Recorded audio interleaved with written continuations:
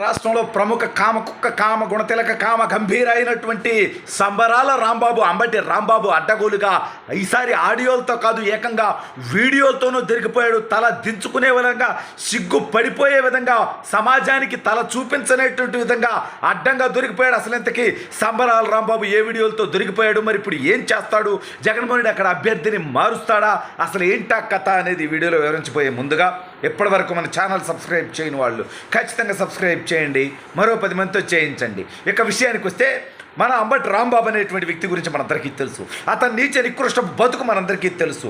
నిన్న మొన్న సుకన్య దగ్గర నుంచి అప్పుడెప్పుడో 10 ఏళ్ల క్రితం సంజన దాకా, ఇప్పుడు 65 ఏళ్ళు, అప్పుడు 55 ఏళ్ళు అయినప్పటికీ సిగ్గు ఎగ్గు మాని నడి బజార్లో సిగ్గు వదిలేసి గాలికి తిరిగేటువంటి నీచుడు సత్తెనపల్లి నుంచి మరోసారి పోటీకి రంగం సిద్ధం చేసుకున్నాడు. వీడి బతుకేంటంటే ఈయన్ని అనేక సార్లు నీచంగా మాట్లాడాడు. చంద్రబాబు నాయుడు గారిని, లోకేష్ గారిని, పవన్ కళ్యాణ్ గారిని, ఏకంగా కాపు కులాన్నే నీచంగా చిత్రీకరిస్తూ మాట్లాడాడు. అయితే ఈ నీచుడు బతుకు మనకు తెలుసు కాబట్టి, సుకన్య దగ్గర నుంచి సంజన దాకా మనకు తెలుసు కాబట్టి, వీడి గెస్ట్ హౌస్లో రాష్ట్రాలు మనకు తెలుసు కాబట్టి, మనం వాడికి ముద్దుగా బొద్దుగా కామ కుక్క కామ గుణ తిలక కామ వీర కామ గంభీర అని చెప్పి వీడికి కొన్ని పేర్లు పెట్టా. అయితే సత్తెనపల్లిలో నా మీద ఒక కేసు పెట్టాయండి ఈ నీచుడు.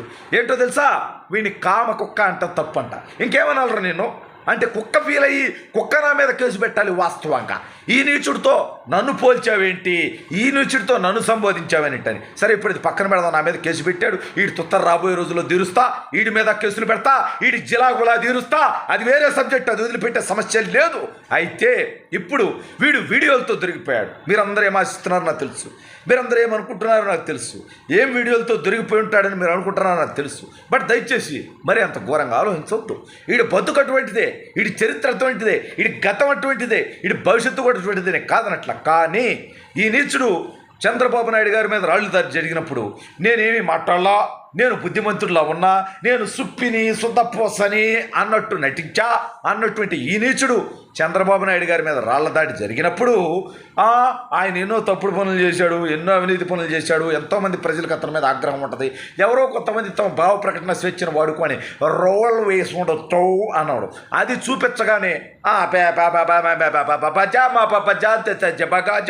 అని ఈడు ఆడొకడు ఉంటాడు ఉత్తరాంధ్ర బొత్త సత్యనారాయణ, వాడు విద్యాశాఖ మంత్రి ఏదో మాకు అర్థం కాదు. సరే వాడి భాష ఈడు మాట్లాడాడు. అంటే వీళ్ళందరికీ గౌరవం కావాలంటారు ఈ నీచపు లుచ్చాలు. వీళ్ళు ఎదుటి వాళ్ళకి గౌరవం ఇస్తే కదా ఈ బొబ్బును గాళ్ళకి గౌరవం వచ్చేది. వీళ్ళు ఎదుటి వాళ్ళని అవమానిస్తే వీళ్ళకి మాత్రం గౌరవం యాడ్ నుంచి వస్తుంది నాకు అర్థం కావట్లా. ఈడు చంద్రబాబు నాయుడు గారిని, లోకేష్ గారిని, పవన్ కళ్యాణ్ గారిని కారు కూతలకు వస్తాడు ఈ అంబటి రాంబాబు. ఈడు నీటిపారుదల శాఖ మంత్రి నోరు పారిస్తూ ఉంటాడు. ఈడు బతుకు పోలవరం ఎప్పుడు పూర్తి చేస్తారు అంటే దెబ్బ అంటాడు తప్ప ఈడు పోలవరం ఎప్పుడు పూర్తి చేస్తాడు చెప్పడం. అసలు పోలవరం మీరు 5 సంవత్సరాలు ఎంత పూర్తి చేశారా మీ బతుకంటే దానికి వీడి దగ్గర సమాధానం ఉండదు. తెలుగుదేశం పార్టీ అధికారంలో ఉన్నప్పుడు 5 సంవత్సరాల్లో దాదాపు 65% ప్రాజెక్టు పూర్తయితే మిగిలిన 5 సంవత్సరాల్లో 2 సంవత్సరాల్లో ప్రాజెక్టు పూర్తి చేయాలి, మిగిలిన 30-35%. కానీ కనీసం 5 సంవత్సరాలకు 5% ప్రాజెక్టు పూర్తి చేయలేని ఈ బతుకులు, ఈ నీచపులు, ఈ దుర్మార్గులు వీళ్ళు మరోసారి ఓటు అడిగేటువంటి హక్కు ఉందా? వీడు ఎప్పుడన్నా నీటిపారుదల శాఖ మీద ఒక ప్రెస్ మీట్ పెట్టి ఇదిగో ఈ ప్రాజెక్టు పూర్తి చేసాం, ఇదిగో ఇంతవరకు తీసుకొచ్చాం, ఈ వ్యవహారం చేసాం, ఇన్ని ఎకరాలకు నీరు ఇచ్చాం, ఇన్ని క్యూసెక్కులు నీరు పారించాం, ఇన్ని టీఎంసీ ప్రజలకు అందించాం, రైతులకు అందించాం అనేటువంటి మాట ఈ దుర్మార్గుడు, ఈ దౌర్భాగ్యుడు, ఈ నీచుడు, ఈ నికృష్టుడు, ఈ కామ గంభీర, ఈ కామ గుణ తిలక ఎప్పుడన్నా మాట్లాడా? మాట్లాడితే వీళ్ళు కారు కోతలు పోయొచ్చు లుచ్చాగాళ్ళు. ఏది రావటం మాట్లాడడం తప్పు కదరా అని మేము మాట్లాడితే మా మీద కేసులు పెడతారు. దానికి సహకరిస్తారు సవంగం అనేటువంటి బానిస డీజీపీ దగ్గర నుంచి ఇప్పుడు ఉన్నటువంటి కసిరెడ్డి రాజేంద్రనాథ్ అనేటువంటి డీజీపీ దాకా మధ్యలో కొడుకులు సిఐడి వాళ్ళు నా కొడుకులు నా మీద కేసులు పెట్టారు. నా మీదే కదా అనేక మంది మీద కేసులు పెట్టారు, అనేక మంది మీద దాడులు చేశారు. యాడికి పోతారా? రేపొద్దున ఆంధ్రప్రదేశ్లో ఉండరా మీరు? మీ బతుకులు ఏమవుతాయి, మీ చరిత్రలు ఏమవుతాయి, మీ కుటుంబాలు ఏమవుతాయి ఆలోచించకుండా మా మీద కేసులు పెడతారా? అంటే మీ మీద దాడులు చేయరు, మీ కుటుంబాల మీద దాడులు చేయరు. ఖచ్చితంగా చట్టపరంగా న్యాయస్థానాల్లో చర్యలు తీసుకుంటాం. మీరు తప్పుడు కేసులు పెట్టారు, మమ్మల్ని వేధించారు అనేటువంటి అంశాల మీద. సరే అది పక్కన పెడదాం. ఇప్పుడు ఈ కామకొక్క అంబటి రాంబాబు గతంలో ఈడేం మాట్లాడాడు, ఇప్పుడేం మాట్లాడుతున్నాడు అనేటువంటి అంశాలు వీడియోలు కనుక బయట పెడితే వీడి బతుకేమైపోద్ది? మొన్న వాళ్ళు అడుగుతా, మీడియా వాళ్ళు అడుగుతా, నీ వీడియోలు బయటపడే కానీ వీడియోలా అవి ఎక్కడ అదిలి కూడా అవి బయటపెట్టా అంటే ఎక్కడ పడ్డాడు వీడు?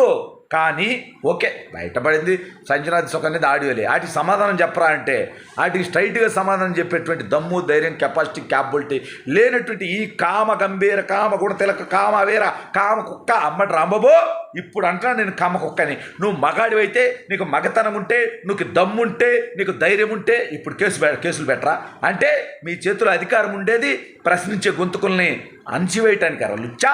నువ్వు మాట్లాడినటువంటి మాటలకి నీ మీద ఎన్ని కేసులు పెట్టాలి? కాపులు తాగుబోతులు తిరుగుబోతులు పనికి మాడిన వాళ్ళు పసలైన వాళ్ళు అని చెప్పి నువ్వు కారుకూతలకు ఇలా పవన్ కళ్యాణ్ గారిని చిరంజీవి గారిని ఉద్దేశించి నువ్వు నిత్యంగా చిత్రీకరిస్తూ మాట్లాడలా, మరి నీ మీద ఎన్ని కేసులు పట్టాలరా? ఒరే నువ్వు ఇప్పుడు మాట్లాడినటువంటి మాటలకి రాబోయే రోజుల్లో అయినా సరే ఖచ్చితంగా కేసులు నమోదవుతాయి. నీ తప్పుడు మాటలకి నీ తప్పుడు పనులకి నీ తప్పుడు విధానాలకి రాబోయే రోజుల్లో నువ్వు మూల్యం చెల్లించుకుంటావు.